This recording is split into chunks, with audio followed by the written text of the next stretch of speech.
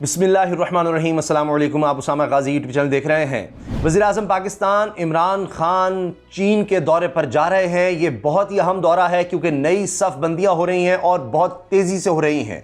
और अमेरिका ने जिस तरह 7 ममालिक को मिलाकर ऐलान कर दिया है कि बेल्ट एंड रोड इनिशिएटिव के मुकाबले पर वो एक पूरा प्रोजेक्ट लेकर आ रहा है, ये बात बड़ी अहम है। इसके साथ साथ आप देख रहे हैं कि अफगानिस्तान से इनखला हो रहा है अमेरिका का। उसके बाद क्या सूरत हाल बन रही है, अभी आपने देखा मोदी ने कश्मीरी रहनुमाओं को बुलाया, मकबूजा कश्मीर में जो उसने आर्टिकल 370 का खात्मा किया था उस पर वो उनकी सपोर्ट मांग रहा है और वो अमेरिका जाना चाह रहा है। मोदी ने अमेरिका जाना है, अमेरिका बहादुर को खुश करना है, सिर्फ दिखावा ही कर रहा है कि जनाब देखें मैंने इंसानी हकूक़ का मामला भी किस तरह से मैं हैंडल कर रहा हूँ, मैं तो कश्मीरियों से मिल रहा हूँ, ये सब बातें। और वो भी वही कश्मीरी रहनुमा जो माजी में बीजेपी का भी हिस्सा रहे हैं और उनके साथ ही वो मुलाकात का एक ढोंग रचा कर और ये मामला बड़ा बेहतर दिखाना चाह रहा है। बहरहाल ये वो मामला है कि जिस पर चीन भी भारत के ख़िलाफ़ है और चीन और भारत में ये भी अंदर की इतलात ये है कि वो जो लद्दाख का मामला था वो भी हल नहीं हुआ, कोई चीनी फ़ौज बिल्कुल ही वापस नहीं आ गई। तो अब जिस तरह से अमेरिका सफ़बंदी कर रहा है, जिस तरह से FATF में आप देख रहे हैं शाह महमूद कुरैशी का बयान आ रहा है कि भारत लॉबिंग कर रहा है पाकिस्तान के ख़िलाफ़, ये गलत है। अमेरिका नाराज़ हुआ है पाकिस्तान से, क्यों बेसिस नहीं दी।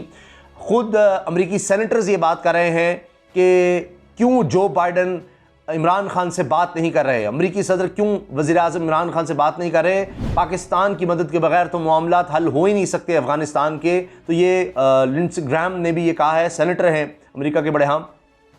तो बहरहाल एक और चीज़ आपने देखा कि हालिया दौरा इमरान खान का ISI हेडक्वार्टर का, और उसमें भी ये चीज़ सामने आई कि अब कोऑर्डिनेशन की तरफ बढ़ा जा रहा है, जो इंटेलिजेंस कोऑर्डिनेशन है उसको आगे बढ़ाया जा रहा है। तो इसमें भी ज़ाहिर है कि ये दौरा बड़ा अहम है। अगले महीने जुलाई के पहले हफ्ते में अभी तक मुतवक्के है ये दौरा, और इसमें CPEC के हवाले से बात होनी है और किन प्रोजेक्ट्स के हवाले से बात होनी है वो भी मैं शामिल करना चाहता हूँ, उसके बारे में भी आपको बताऊँ। लेकिन ये पहले हमें ये समझ लेना ज़रूरी है कि ये इस वक्त ये दौरा ये अचानक इतना अहम क्यों हो गया है।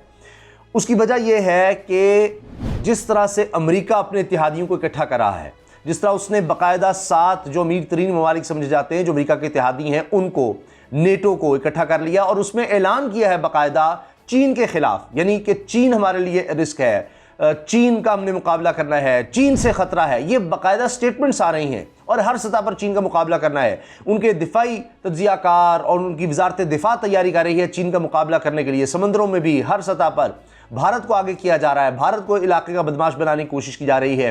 टेक्नोलॉजी की दुनिया में चीन आगे जा रहा है, वो कह रहे जी हमने इसके लिए मुकाबला करना है। अभी हाल ही में अमेरिका ने बिल मंजूर कर लिया है अरब डॉलर का कि हमने चीन का मुकाबला करने के लिए मजीद डॉलर्स खर्च करने हैं। और पाकिस्तान से क्यों अमेरिका नाराज़ हुआ है? पाकिस्तान से अमेरिका चाह रहा है कि पाकिस्तान अब अमेरिका के साथ जुड़े, अभी जो फौरी मामला है वो तो बेसिस का है और पाकिस्तान ने इनकार किया, एब्सोल्युटली नॉट कह दिया इमरान खान ने। तो उसके बाद अब पाकिस्तान ने साथ ये भी कहा उससे पहले ही कि CIA का डायरेक्टर आ रहा है पाकिस्तान के लिए, पाकिस्तान के साबिक़ हुक्मरानों के लिए तो बहुत बड़ी चीज़ था। तो इमरान खान ने उससे मिलने से इनकार कर दिया, इतनी बेइज्जती।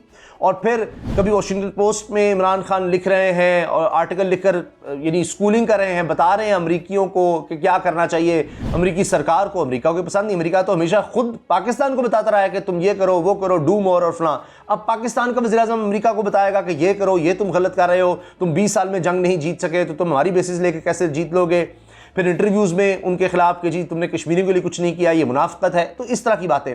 तो अब जो बाइडन लग रहा है कि वो दिखाना चाह रहे हैं कि अच्छा जी मैं अब अमेरिका का सदर हूँ, तो इमरान खान ने शर्त रख दी है कि वो बात करेगा सिर्फ मुझसे करेगा, तो वो नखरे दिखा रहे हैं तो दिखाते रहे।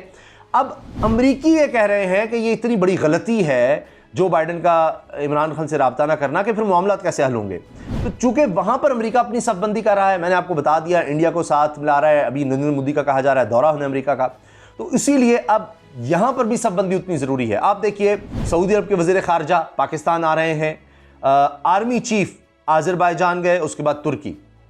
इसी से आप अंदाज़ा लगा लीजिए कि किस तरह पाकिस्तान अपने करीबी ममालिक को इकट्ठा कर रहा है। फिर रूस का मैंने जिस तरह आपको बताया, चाइना का मैं आप बता रहा हूँ कि ख़ुद वज़ीर-ए-आज़म चाइना जा रहे हैं और ये सी पैक को आगे बढ़ाने के लिए है। ये दोनों ममालिक एक दूसरे की सपोर्ट जाहिर कर रहे हैं। मैंने जो शुरू में ही लफ्ज़ इस्तेमाल किया था सफबंदी का, तो आप देखिए कि एक तो चाइना को जाहिर है कि इस वक्त अपने जो करीबी ममालिक हैं उनकी सपोर्ट की ज़रूरत है कि वहाँ अमेरिका ने 7 ममालिक को इकट्ठा कर लिया है और चीन का मुकाबला करने के लिए। तो अब रूस भी जाहिर है कि चीन की तरफ होगा। रूस के और अमेरिका के ताल्लुकात फिर उसी तरह चल रहे हैं, ख़राब चल रहे हैं। सोचा गया था जो बाइडन के आने के बाद शायद कुछ मामला बेहतर हो जाएंगे, वो नहीं हुआ।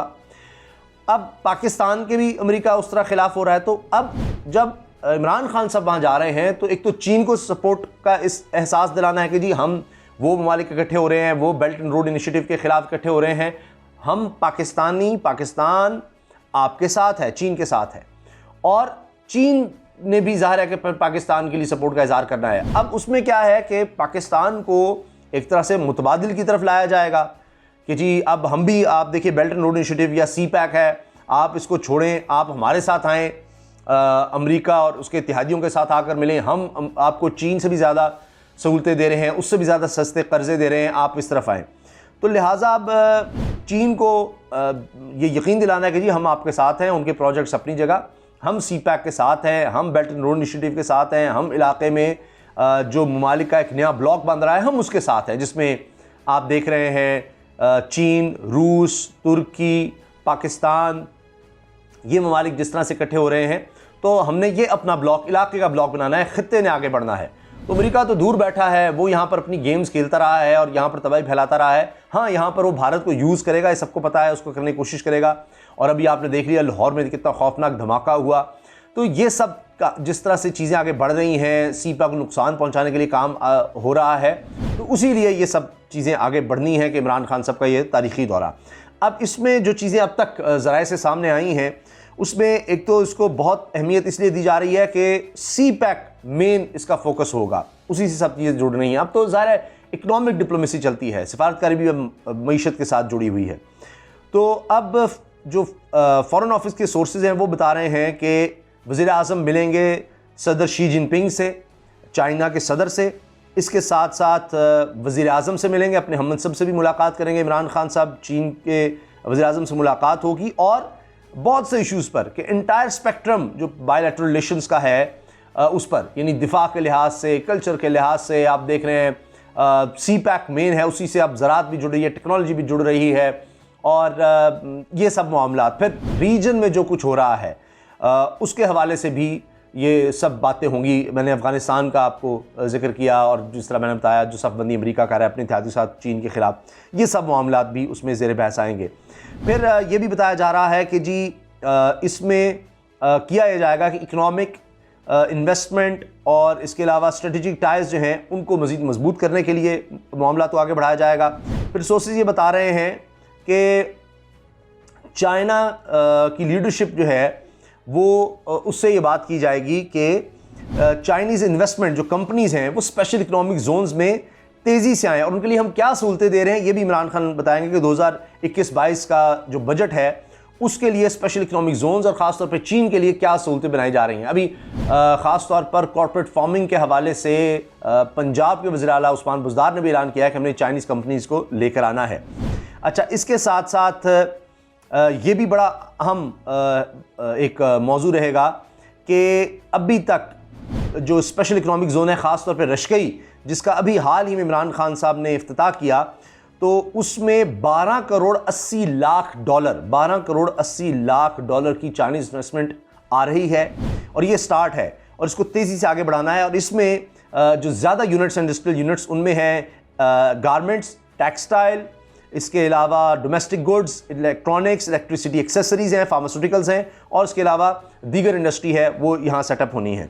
अच्छा, अब रशकई और इसके अलावा जो दूसरे इकनॉमिक जोन्स हैं उनमें इस तरह से इन्वेस्टमेंट की बात होगी चाइना से कि आप अगले 1-2 साल में इसमें बहुत तेज़ी लाएं, चाइना से ये बात की जाएगी। क्योंकि फिर 2023 में इलेक्शन है तो उससे पहले एक्सपोर्ट के हवाले से बात होगी कि हमारी एक्सपोर्ट्स बढ़ें, चाइना की तरफ एक्सपोर्ट्स बढ़ें, दीगर ममालिक की तरफ बढ़ें, इस तरह की इंडस्ट्री जो है वो जल्दी लगाई जाए, तेज़ किया जाए उस पर काम।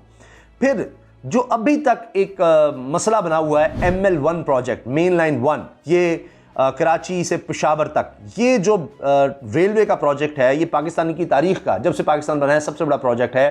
क्योंकि क्योंकि जब से पाकिस्तान में रेलवे पर कोई खास काम हुआ ही नहीं और आप देख रहे हैं हादसा आए दिन हो रहे हैं। अब उनको रोकने के लिए बड़ा अहम है और ये कम से कम $6 अरब का प्रोजेक्ट है, $6 अरब का।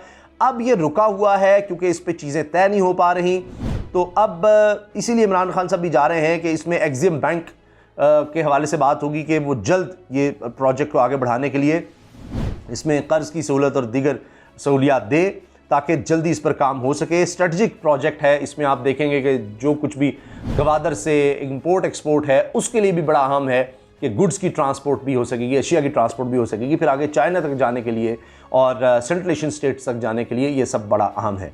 तो आप क्या समझते हैं कि ये बड़ा बरवक्त है इमरान खान साहब का दौरा, और क्या पूरी तरह से चाइना के साथ खड़ा होना है पाकिस्तान को, या यानी जिस तरह अभी तक पाकिस्तान बैलेंस रख रहा है चाइना और अमेरिका के दरमियान उसको लेकर चलना है? क्योंकि चाइना की तरफ झुकाव ज़्यादा है, इसमें तो कोई शक नहीं, लेकिन ये नहीं कि अमेरिका से दुश्मनी की तरफ। लेकिन आप लोग क्या समझते हैं कि क्या बिल्कुल अमेरिका से ताल्लुकात हमें बहुत ज़्यादा ख़राब करने चाहिए, या ये जो ऑफ़र अगर अमेरिका की तरफ से आती है कि जनाब बेसिस का तो इनकार हो गया, लेकिन जो 7 ममालिक मिलकर एक प्रोजेक्ट ला रहे हैं बेल्ट एंड रोड इनिशिएटिव के मुकाबले का, क्या पाकिस्तान को उसकी तरफ भी देखना चाहिए या सिर्फ और सिर्फ चाइना पर हमें एतबार करना चाहिए, चाइना पर हमें इन्हिसार करना चाहिए?